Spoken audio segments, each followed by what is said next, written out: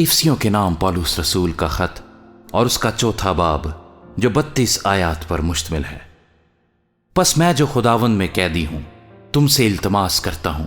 کہ جس بلاوے سے تم بلائے گئے تھے اس کے لائق چال چلو،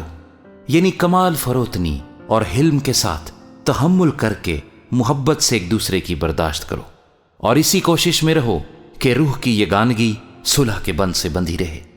ایک ہی بدن ہے اور ایک ہی روح، چنانچہ تمہیں جو بلائے گئے تھے اپنے بلائے جانے سے امید بھی ایک ہی ہے۔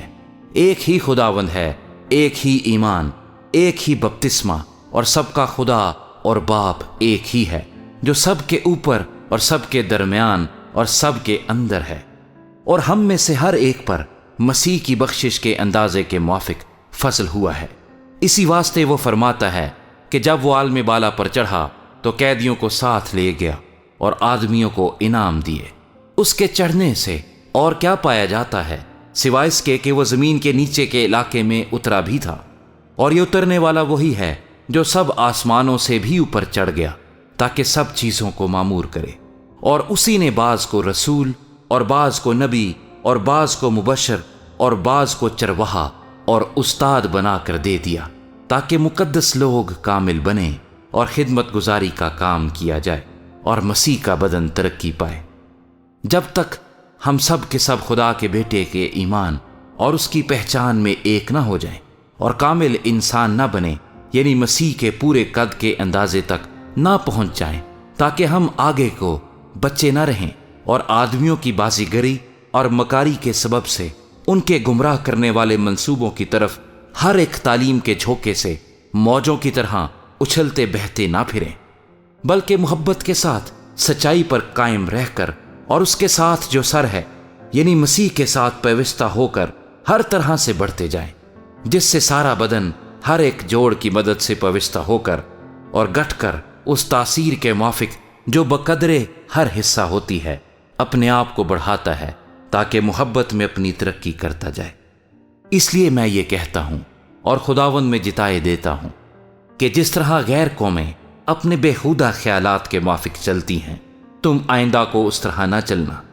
کیونکہ ان کی عقل تاریک ہو گئی ہے اور وہ اس نادانی کے سبب سے جو ان میں ہے اور اپنے دلوں کی سختی کے باعث خدا کی زندگی سے خارج ہیں۔ انہوں نے سن ہو کر شہوت پرستی کو اختیار کیا تاکہ ہر طرح کے گندے کام حرص سے کریں،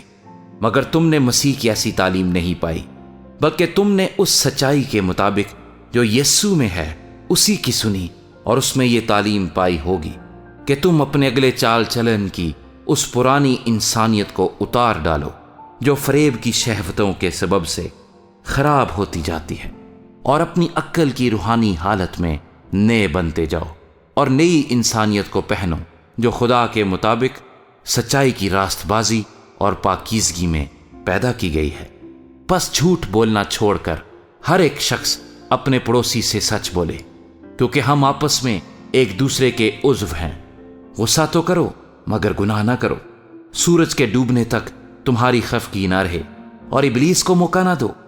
چوری کرنے والا پھر چوری نہ کرے، بلکہ اچھا پیشہ اختیار کر کے ہاتھوں سے محنت کرے تاکہ محتاج کو دینے کے لیے اس کے پاس کچھ ہو۔ کوئی گندی بات تمہارے منہ سے نہ نکلے، بلکہ وہی جو ضرورت کے موافق ترقی کے لیے اچھی ہو، تاکہ اس سے سننے والوں پر فضل ہو۔ اور خدا کے پاک روح کو رنجیدہ نہ کرو جس سے تم پر مخلصی کے دن کے لیے مہر ہوئی۔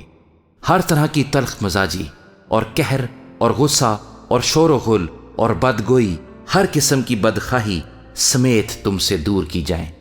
اور ہر ایک دوسرے پر مہربان اور نرم دل ہو، اور جس طرح خدا نے مسیح میں تمہارے قصور معاف کیے ہیں تم بھی ایک دوسرے کے قصور معاف کرو۔